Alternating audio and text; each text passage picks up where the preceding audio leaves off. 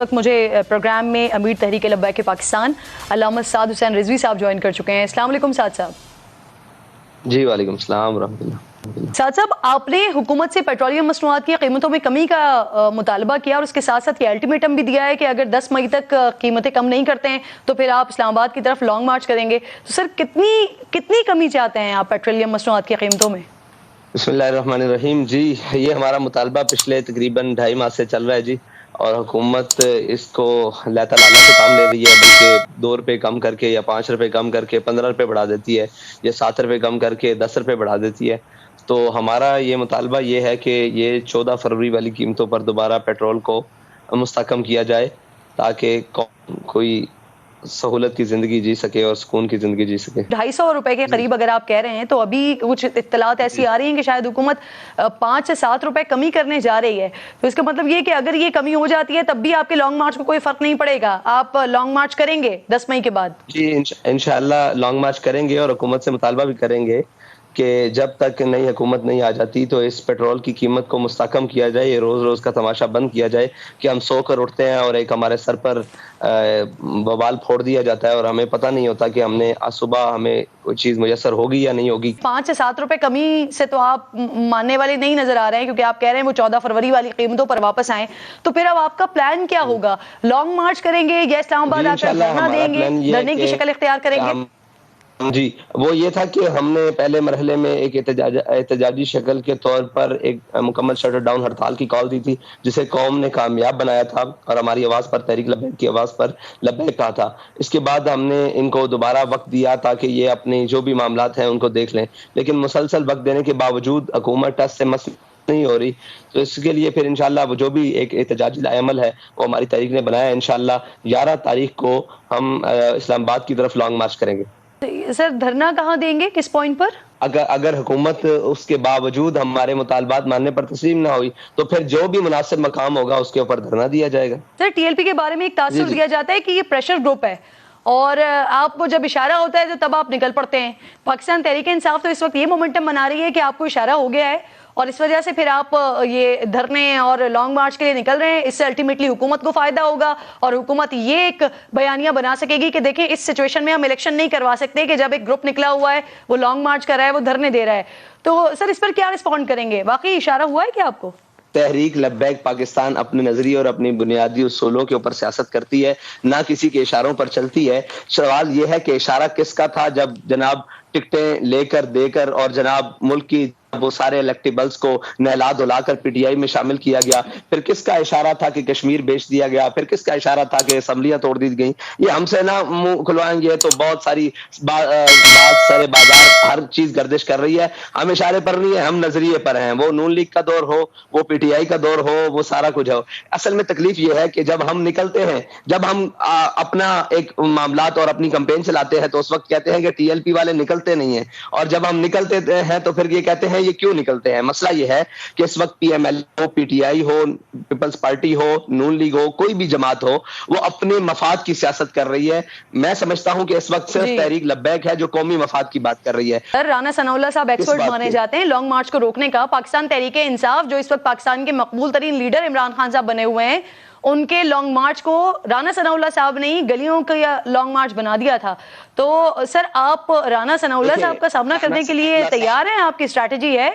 हम हर एक का सामना करने के लिए तैयार हैं, जो भी सियासी मामलात हैं उनका सामना करने के लिए तैयार हैं, और जो भी मामलात होंगे हम सामना करने के लिए तैयार हैं। राना साहब समझदार आदमी हैं, वो ऐसी हरकत पीटीआई के साथ तो कर सकते हैं, हमारे यहाँ वो उनके साथ तो कर सकते हैं। उन्हें हम अच्छी तरीके से जानते हैं और वो हमें अच्छे तरीके से जानते हैं। अगर मैदान भी हाजिर और घोड़ा भी हाजिर, वक्त बताएगा कि क्या होगा। सर, पीटीआई के साथ कोई सीट एडजस्टमेंट हो सकती है आपकी? नहीं जी, पीएमएलएन के साथ भी नहीं हो सकती और पीटीआई के साथ भी नहीं हो सकती जी। इससे मजाक खेज बात हो कोई नहीं सकती कि सारी जमातें इकट्ठी हैं, इनका नजरिया क्या है। 13 जमातें हैं, इनमें से किसी एक का नजरिया बता दे है क्या। ہمارا تعلق اس سے بہتر ہو سکتا ہے جس کا تعلق رسول اللہ صلی اللہ علیہ وسلم سے بہتر ہے، جس کا تعلق اپنے نظریے پاکستان سے بہتر ہے، جس کا تعلق اس ریاست سے بہتر ہے اور اس پاکستان سے بہتر ہے۔ باقی ہر اس کے ساتھ نہیں ہو سکتا ہے جس کے منہ میں اپنی زبان ہی نہیں، وہ کبھی کہتے ہیں ان کو راہ سے فنڈنگ ہوتی ہے۔ تو سر عمران خان کے عشق نبی پر تو نہیں سوال اٹھایا جا سکتا سر، باقی ان کی سیاست پہ سوال اٹھایا جا سکتا ہے لیکن ان کے عشق نبی پر تو سوال نہیں اٹھایا جا سکتا۔ میں اٹھا سکتا ہوں، میں بالکل اٹھا سکتا ہوں کہ میں میدان عمل میں ہوں، آپ نہیں اٹھا سکتے اس لیے کہ آپ کا اپنا رائٹ ہے، آپ نہ اٹھائیں، لیکن میرے پاس تو ہر اس کے عمل کے اوپر سوال اٹھانے کے لیے بہت سارے سوالات ہیں۔ صحیح، یعنی آپ کے لیے بہتر ہوگا تعلق پی ٹی آئی کس سے؟